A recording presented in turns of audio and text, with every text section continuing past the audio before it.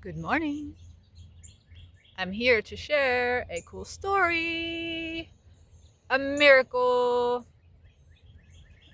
All of life is a miracle, actually, but I'm noticing. I've been noticing. I've been living it, realizing it in every step I take, in every breath I take. Since I laid down my small life, my small self, my selfish pursuits and selfish desires, since I laid that down and traded it in for God's will, God's plan, I realize, not just intellectually, but actually realize that everything is a miracle, that everything is inextricably connected, and that every thought you have goes out into the world and helps to co-create this experience that we are all having together. We are powerful, powerful beings because we are children of the most powerful, the one true creator. God, love, we come from that. And love allows freedom, allows choice. Love has given us free will. So if we like, if we so desire, if we so choose, we can pursue selfish desires and do our own will. And we can find out where that gets us. Mostly in trouble. Or we can choose to lay that all down and exchange it for our destiny. Find out what God has in store for our lives, the story that God has written. I did that. I got myself into enough trouble and I finally laid it all down. And I just became a vessel and a conduit and an instrument for the will of God. And ever since then, I have actually realized the miracle that all of this is, and that I am, and that you are. That we are one love. So, let me share the story with you. Yesterday, I finally got around to mailing off a letter that I had written to a friend a few days ago. So before I stuck it in the mailbox, I got the impulse to draw a cosmic egg with a red serpent wrapped around it. Okay? This isn't exactly what the image I drew, but this is, the symbol of the cosmic egg. So I draw that on there, I stick it in the mailbox. I walk down to the garden to weed the zinnias. I'm getting it ready for the zinnia bed because I'm getting it ready for new plantings. I get to the bed, I drop to my knees, and right in front of me as I'm reaching down, I see on a patch of bare earth, all by itself, no nest in sight, a lone egg. Okay? This guy right here. This speckled little egg. What? It was not 5 minutes before that I had dropped this envelope in the mail with the egg that I had just drawn on it. Okay, and sent it off to my friend. And now here it is manifesting in a form in real life for me to hold in my hand. So I pick it up. So it was a thought, and then it was a drawing of my thought, and then it was an actual object. Okay. So I'm handling it really carefully because I'm thinking there could be a baby bird in here incubating. So I make a makeshift nest for it out of some pine straw, and I carry it up to the house, and I want to see if there's any life happening inside of it. So I hold it up and I flick my lighter behind it to illuminate the inside, because the shell is very thin and transparent if you have light shining on it. It's empty. So for a moment, I'm super disappointed because I thought, oh, if there's like a little heartbeat or veins, if there's signs of life, maybe I can incubate it and I can hatch it and I can have a little bird friend. I had this whole story happening in my head about having a little bird friend. But it's empty. Okay, but quickly my disappointment turned to awe, because that is the cosmic egg.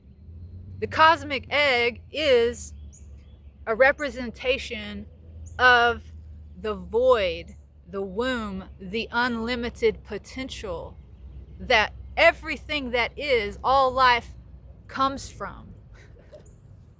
So I actually found the cosmic egg that I had just drawn and sent off out into the world. And that is what is happening every time we have a thought. We're sending it out into the world, and it is impacting the thoughts and ideas of everyone else out in the world, and they're bouncing off each other, and they're coalescing, and they're alchemizing, and they're creating this world that we are in. Now, what it is that I have realized is that when those ideas and those thoughts and our attention is placed on something other than the will of God, the things we manifest and bring into the world tend to cause chaos and trauma and hurt and confusion. Not always, but it's not going to be what God had in mind. Therefore, it's not going to serve the highest good. Okay? It might feel good, it might be good, but it won't be the greatest. When our thoughts are not in alignment with the thoughts of God, then we will get something other than what God intended. And what God intends is health, wellness, wholeness, life. I want that. And the only way to have that, I have realized, is to submit to the will of God and the thoughts of God and the mind of God and let that flow through me. That's how we're creating the world around us. Okay, so what I have found is, since I have done that, since I have surrendered, since I have submitted to the will of God, my thoughts manifest almost sometimes in real time, just like this, within 5 minutes, okay? I have so many examples. I used to have a box of objects like this, of things that had just seemingly appeared as soon as I had thought them. But after a while, I just realized, oh, this is how life works, So I don't want to become attached to things. I don't want to think that the power is in that thing or in me. The power is God. All right. So I let things go after a while. But this just manifested for me. Now, this cup right here, this coffee cup, is another cool thing. About a year and a half ago, I bought this on a road trip.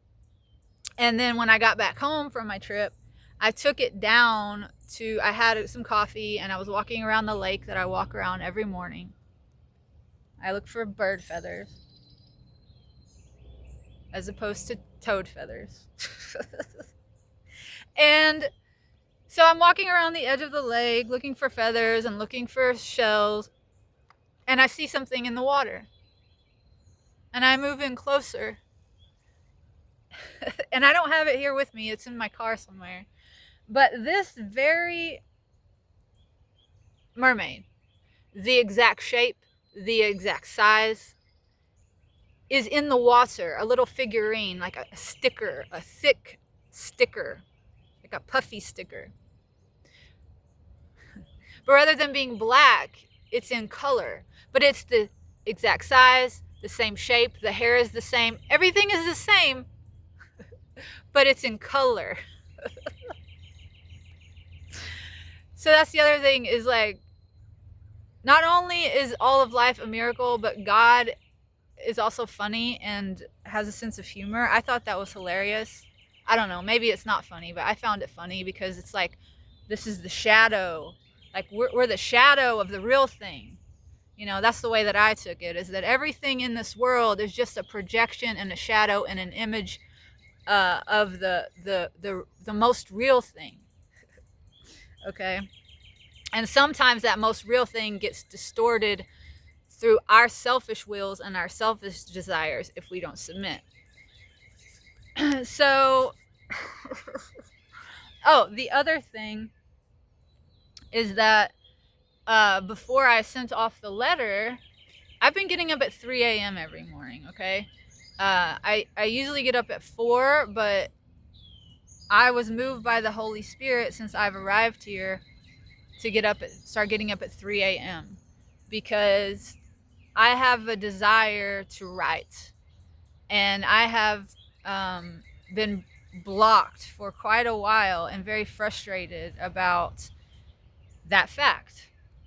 And I got a message from Holy Spirit telling me, get up at 3. Like, that's when you're going to be able to write. Just do it. So I've been doing it. I've been obeying, and lo and behold, no problems. Like, stuff's just coming right through me. No problem. So that feels really good. So I've been getting up at 3, writing, studying, and then sometimes making videos right after that. That's when my brain is working the best. Super early in the morning.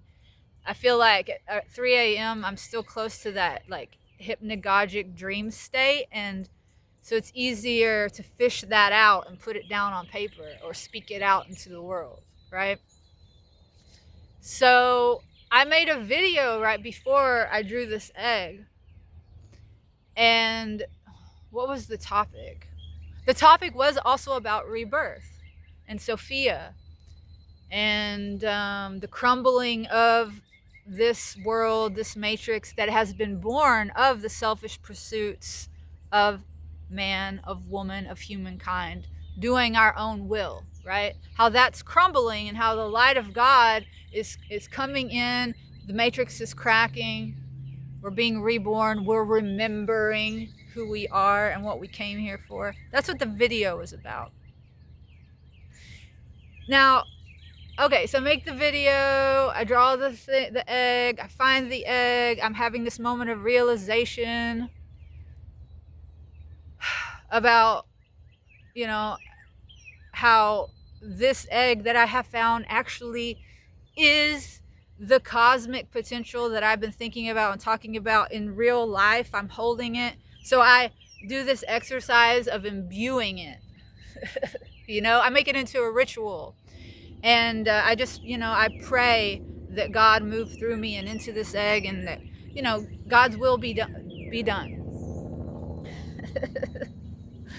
And I set the egg down, and I open up my YouTube to check on the status of my video upload, and I see that yes, indeed, it is now live. It's been uploaded, and the timestamp on the video is 8:28. And as soon as I read that, I realized that the address that I had written on the envelope with the egg that I had just mailed out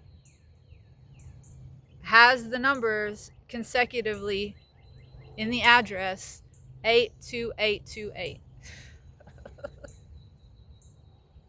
So as a video with the subject about rebirth, cosmic unlimited potential, the letter I was sending out with the cosmic egg drawn on there was me sending that message and that energy out to my friend to encourage that in her, the surrender to that, the allowing of that. Then I find the egg. I'm a bit all over the place, I know. And to anyone who has not actually experienced this probably sounds like, oh, this girl is seeing patterns where there are none. She's finding meaning where there isn't any. Maybe she's schizophrenic. Yeah, we like to label the things we can't explain, right? If we can't, take it into a science lab and put it under a microscope and measure it and weigh it, we tend to think that it's not real. When in reality, our minds are limited and they cannot possibly fathom the unlimited mind of God. It's impossible. So we should stop trying to do that. The heart knows. The heart knows. And this is where our intuition comes from. And we should let the heart inform the direction of our thoughts and where we place our attention. That's how God speaks to us, is through our hearts. It's a different kind of understanding. It's not an intellectual understanding. It's a knowing. It's a surrender. It's a being. It's a living. It's a miracle. So, yeah, if that didn't make sense, it's okay. It's okay. I know what I mean, and I know where I'm coming from, and that is a place of love and a place of wanting to reconnect. We are connected, but I want to highlight that fact. And I want to encourage us all to listen more and be curious about one another, because we all have a piece of the truth. None of us have it all. We are all parts of the all. We are the many parts of the one, and only when we each bring our piece of the puzzle together, our piece of the whole, can we ever hope to know and experience the truth. But it is inside of you. And what I mean by that is to know and experience the truth of that out here in the world. It's always available to you on the inside, and I am experiencing that, and I have been experiencing that wholeness, that oneness, that love, that miracle since I surrendered to God and to Holy Spirit. And if everyone did that, then we would be living in a world of harmony, of peace, of love. Absolutely. Because this world is the co-creation of all of our minds and hearts acting on this field of unlimited potential.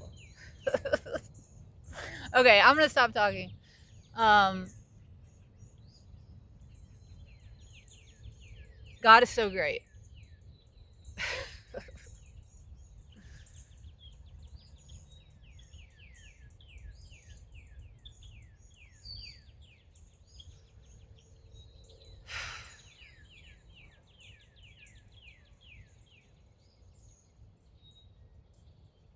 Okay, I'm going to go plant zinnias.